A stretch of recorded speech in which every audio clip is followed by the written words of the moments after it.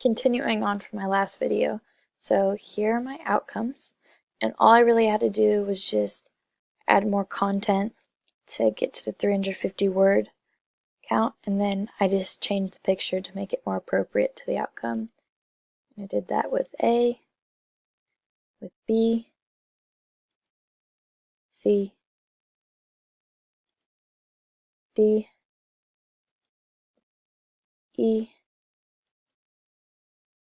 F, G,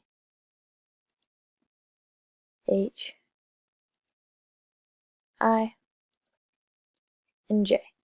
And other than just adding to the word count, I really did try to elaborate more on what I had already written because from my feedback I was told I was always on the right track. I just needed to add more to get to the word count, and so that's what I did on all of these, and I just tried really hard to really make the most out of the word count and not just write like random stuff to get to 350 words. I actually tried to just explain my process into more in depth.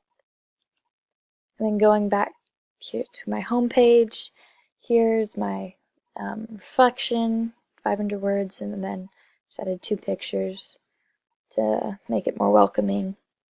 And then down at the bottom is where you're going to find my YouTube videos for my just going over my portfolio. So thank you for watching.